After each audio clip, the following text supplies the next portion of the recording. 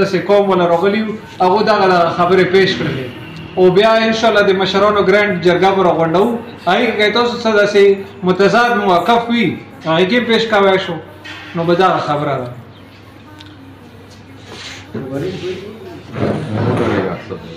تاسو ډېره مهرباني الله مو عزت وکړه انشاءالله موږ د قوم نه وروسته نه یو چې څه د قوم فیصله وي او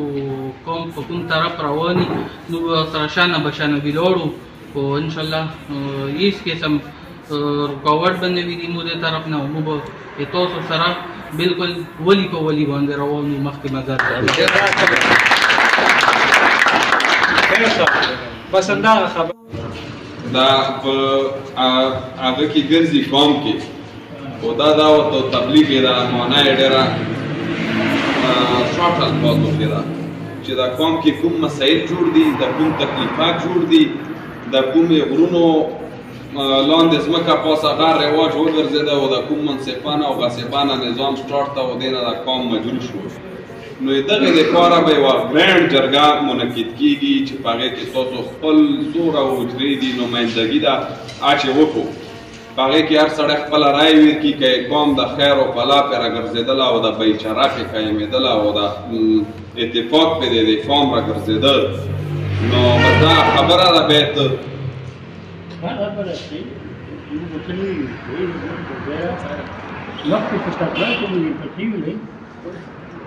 خوشحاله آباد اوسئ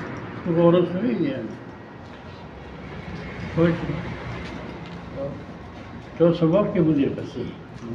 کوم وخت کې کولای تجربه کوي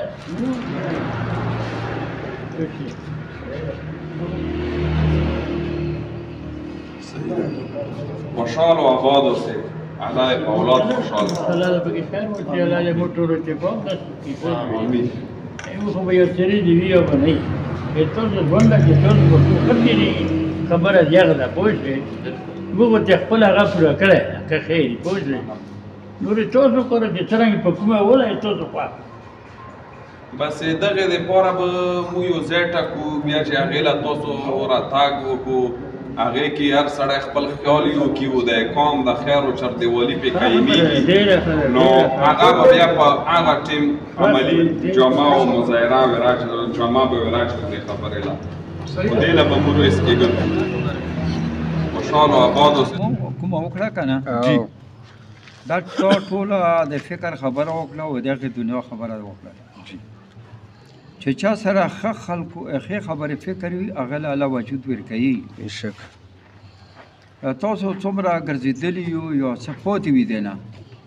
یعنې لګیا وو که نه حجرې ګرځې وو که نه خو کوم زمانې بیا تاسو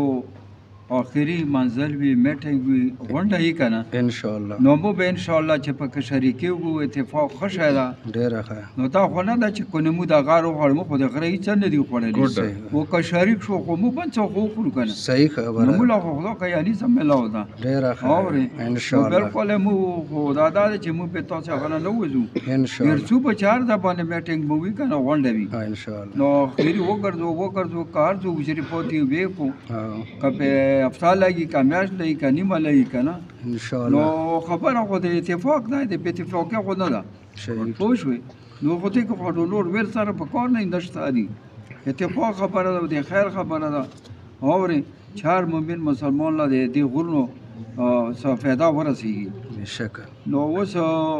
څوک انداسې دي څوک انداسې ګرځي راګرځي و څوک چې کونده لګونه اخلي صحیح بس په دې نه پوهېږو که الله پاک وکړله اوس آخري رو جوړه دا خو غټې خطوانې دي الله سره خو دا معاملات دا